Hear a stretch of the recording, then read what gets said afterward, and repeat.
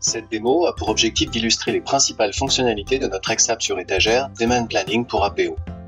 Avec Demand Planning pour APO, vous pouvez charger les données APO dans Excel, les manipuler et les enrichir facilement, et enfin charger les nouvelles données modifiées dans SAP. Notre ex-app propose de nombreuses fonctions de prévision que vous pouvez régler selon vos besoins.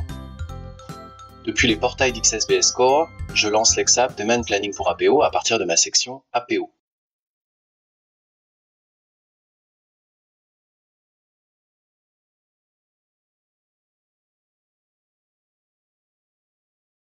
Demand Planning pour APO comporte 6 onglets différents, comme l'ex-app Planning Book.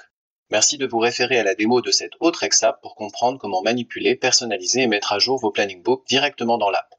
Cette démo se concentre uniquement sur les fonctionnalités de prévision de Demand Planning pour APO. Depuis l'onglet Data Views, je choisis un Planning Book APO avec une vue personnalisée déjà créée dans ma liste, comme illustré dans la démo de Planning Book.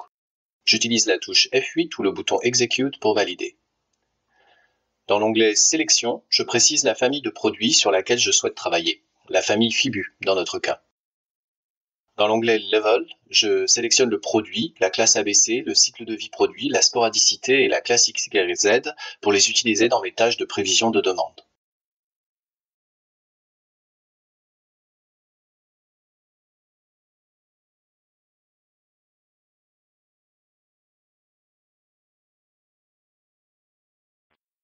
L'ex-app charge les dernières données disponibles dans APO pour les 114 produits de la famille sélectionnée. Dans l'onglet Data, les niveaux d'agrégation sélectionnés dans l'onglet Level apparaissent bien à gauche du tableau.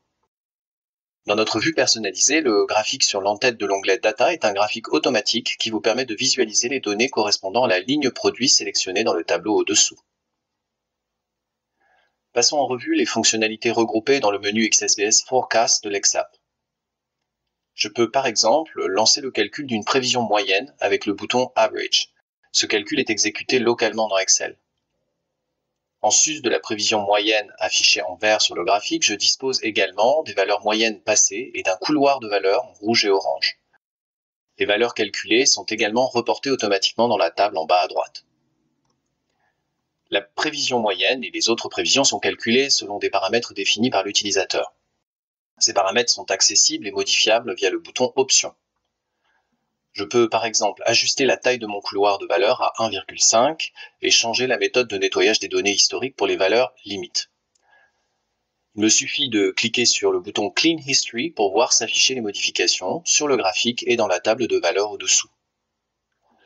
Beaucoup d'autres algorithmes standards de prévision sont disponibles dans l'ex-app, comme le lissage du premier au troisième degré, répéter les valeurs passées, la moyenne mobile, et même la prévision Excel, qui est un algorithme plutôt efficace qui prend en compte la saisonnalité. Tous ces calculs de prévision sont accessibles d'un simple clic. Si vous le souhaitez, vous pouvez également travailler sur la segmentation de vos données. Je peux par exemple lancer un recalcul de ma classe ABC, du cycle de vie, de la sporadicité ou de la classe XYZ de mon produit. Il me suffit de cliquer sur le bouton correspondant et le recalcul s'opère immédiatement à partir des dernières données.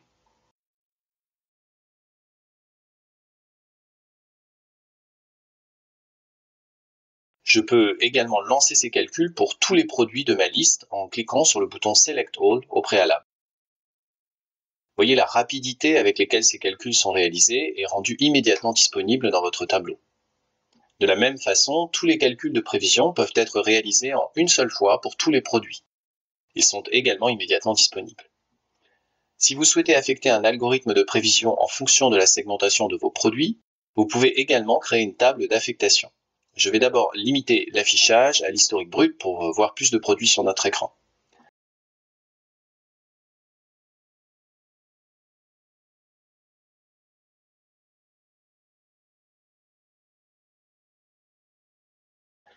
J'accède à la table d'affectation via le bouton Edit. À partir de cette table, pour chaque combinaison de valeurs de segments, vous pouvez affecter un algorithme de prévision de votre choix. Par exemple, je peux décider que pour tous les produits de classe C, mature, sporadique et de classe Z, je ne veux pas calculer de prévision. Pour chaque combinaison, j'affecte soit un non-calcul, soit n'importe quelle autre méthodologie disponible dans l'ex-app. Je peux également prendre en compte d'autres aspects en considération, comme la saisonnalité, les périodes historiques et de prévision, etc. Il est donc possible de résumer la stratégie de prévision de tous les produits de l'entreprise en 20 à 30 lignes. Pour utiliser la table d'affectation dans vos calculs de prévision, il vous suffit de cliquer sur le bouton Clustered Forecast. Vous pouvez lancer le calcul pour un produit, plusieurs produits ou tous les produits sélectionnés dans votre liste, et ce, en un seul clic.